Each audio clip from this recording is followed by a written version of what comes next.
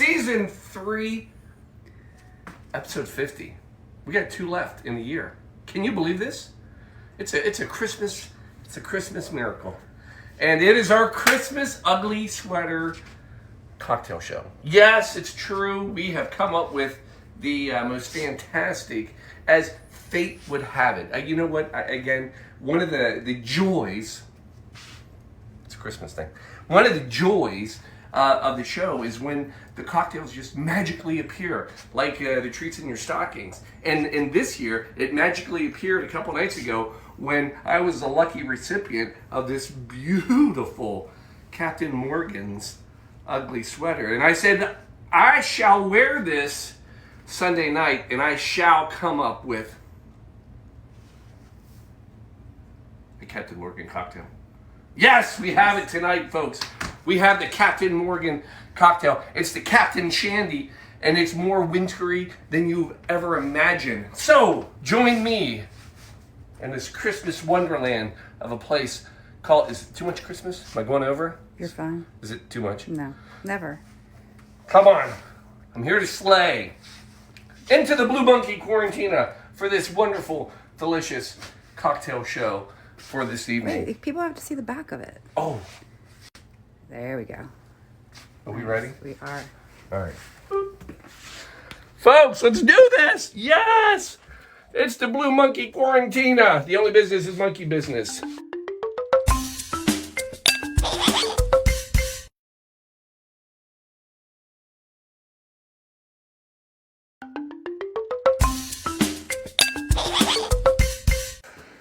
It's so good we had to do it twice. I love it. It's your Christmas bonus.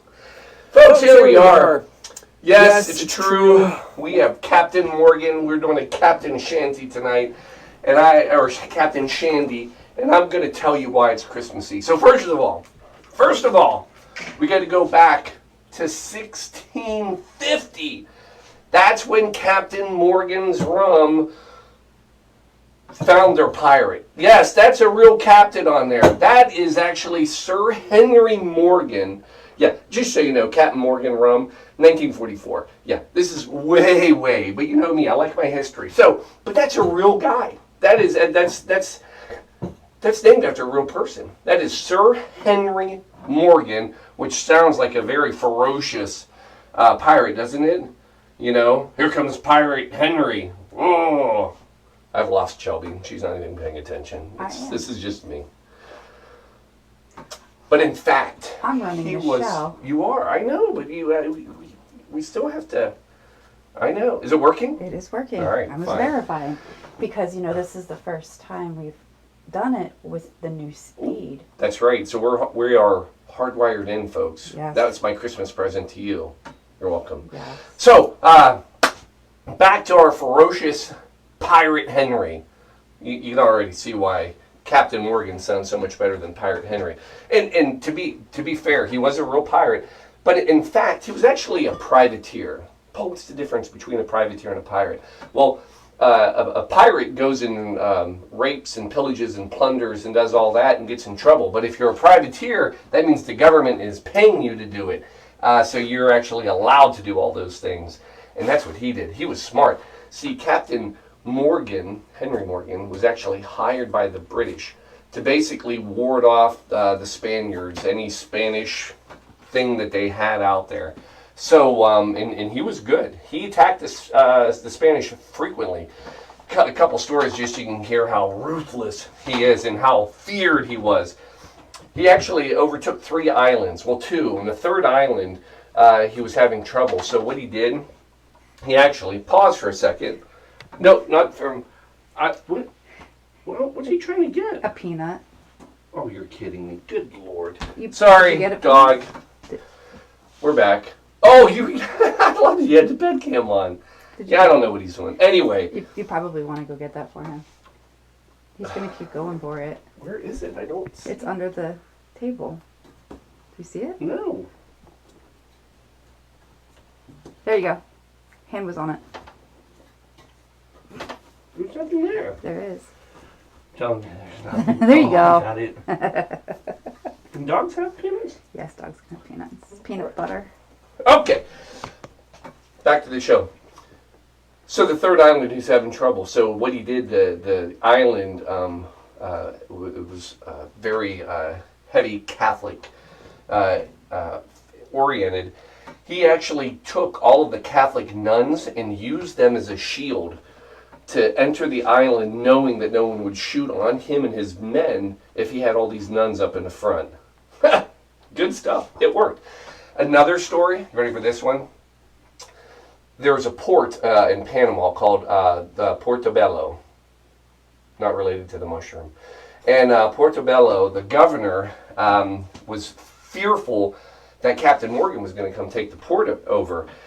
So Captain Morgan knew he was going to be feared. So he actually sent a ransom saying, if you pay me all this money, then I won't come take the port from you. And in with the ransom letter, he also sent his own pistol. And he told the governor that if he decided not to do this, that he was giving him his pistol because he knew it would be so easy to come take the port that he would just pick it up when he took over the port. So anyway, they paid the ransom. Paul, all right, fine. Now you know all about the real Captain Morgan. There's a lot more. But what does that have to do with the Shandy? My understanding with the Shandy, it is a very summer drink, and it's beer, and there's no rum in it. You're kind of right. But I'm going to make this a winter drink, and here's how. First of all, 1800s is when the Shandy was created, and it was actually first mentioned in wondrous terms by none other than, Shelby, you ready for this? I'm holding my breath. Charles Dickens. No. Yep. Do you know what else Charles Dickens wrote? Go on. You know this. Christmas Carol, yeah. So that Charles Dickens actually in early 1800s wrote about the Shandy and what a delicious cocktail with beer it was. So there's your first nod to Christmas. Here's the second one. The original name was not Shandy. It was actually known as the Shandy Gaff. Now they got rid of the gaff, just shortened it over years. But it's important to know what gaff actually, what they believe it stood for. See, gaff is a portmanteau. I'm throwing big words around. You are. Yeah, portmanteau. So what's a portmanteau? A portmanteau is a word that is basically derived by squishing two words together. You may recognize brunch, breakfast and lunch. That, my dear wife, is a portmanteau. Smog, smoke and fog, portmanteau. Motel, motor lodge, hotel, motor car, portmanteau. Didn't know it was Motor Lodge. The gaff at the end, the Shandy Gaff, people believe that was a portmanteau. And what it stood for, get ready to have your mind blown, ginger and half. No. See, a Shandy was not originally made with lemonade, which is what everybody believes a Shandy is. It was originally made with ginger, as in ginger ale, and half of the drink was ginger ale. That's the gaff part. Huh. Yeah. And ginger, my other winter wonderland, is kind of a popular thing at Christmas time. I mean, gingerbread, please, come on, gingerbread house. Anyway, there's my tie. Paul, but wait a second, I still don't believe you. I'm pretty sure a Shandy is beer and lemonade. Here's where you have to know a little bit more history, and I'm going to give it to you. You've all heard of a Radler. We drank Radlers. The Radler, which came later, was actually what we think of as a Shandy now. They're very similar. But the Radler actually has very, very good history, because the Radler was in the 1900s. Enter Frank Kugler, German, and Frank Kugler owns an inn, and one fine day he is visited by this huge group of cyclists, as in bicyclists, and they basically just take over the inn, and they all want beer. Well, here's the problem. He doesn't have enough beer. So the Radler was built out of necessity, because what he had was a good bit of beer and a lot of lemonade. So what he did is he made this 50-50 drink for all of these cyclists, and they loved it, and it took off from there. Oh, by the way, do you know what the German word for cyclist is? Radler. Boom! History again! We're learning, folks. All right, so there you go. So the idea is that the original Shandy was really not rum, geez, I'm already getting ahead. It was beer and ginger, and it was the Radler. But now we just kind of put them all in one big thing, and you can mix anything you want with any of these, and it'll make a delicious drink. And we're going to winterize it right now. For God's sakes, Paul, make the drink. So, folks, this is great. So the nice thing about a Shandy, it's a light drink, right? Yep. What's great about the cocktail we're going to do tonight is all these Christmas parties you go to, when you want something a little light, you don't want to have maybe the full beer, but you don't want to have maybe heavy cocktail, I've got your solution. First of all, make sure you bring yourself an emergency packet. That's trick number one. Folks, when you're going to these Christmas parties, for goodness sakes, emergency. A lot of people don't know the C in emergency stands for Christmas. It's emerging Christmas. So that's where you start. And you will not look odd when you put a little in every drink at the party. So anyway, a little sprinkle of emergency to start off. Folks, this is one of the easiest drinks you can make. All it is beer. Now, we put the recipe up. I said about 6 ounces. I know what's going to happen. See, really it's half beer, half ginger ale. But if I go half and half and then add rum, it would overflow. Because I'd fill it half, then the other half would be full. The rum, it would... Yes. About 6 ounces, about half. So you can go with anything. An ale, a pilsner, lighter beers are best. So you're going to fill this up and pour horribly. Well, it's the emergency. The emergency doesn't like to... foamy, isn't it? Yeah, well, it's the emergency. No, I know. It's working. It's That's how you know it's working, folks. So I'll slow down now, and we'll divvy up this can of beer, and apparently we'll sit for about a half an hour while that calms down. I have a plan. Just like Batman. I've got a plan. You always do. We're going to get the limes ready, because there's going to be a little bit of lime in this. What I'm going to suggest is the juice of a half a lime. Is that all right? Absolutely. I'm just impressed that those limes are... So good. Yeah. I checked them all before I did this, trust me. Working our way through. So let's go a half a lime in each one.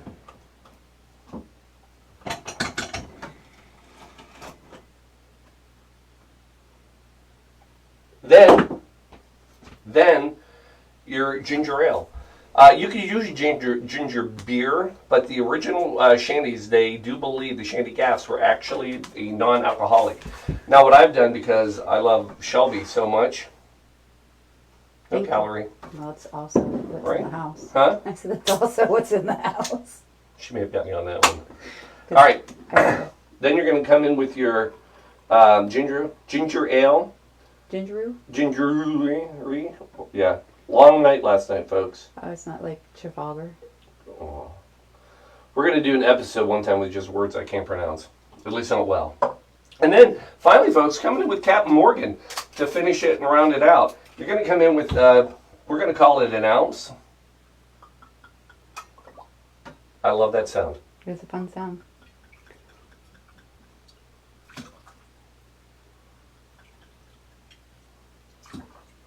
And then what I would suggest is take the spent lime.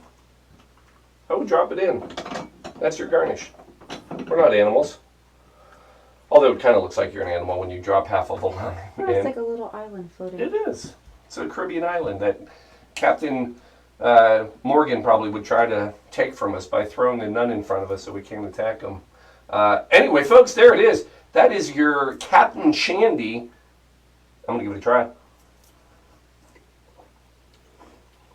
Oh, third reason this is a great, it's spiced rum.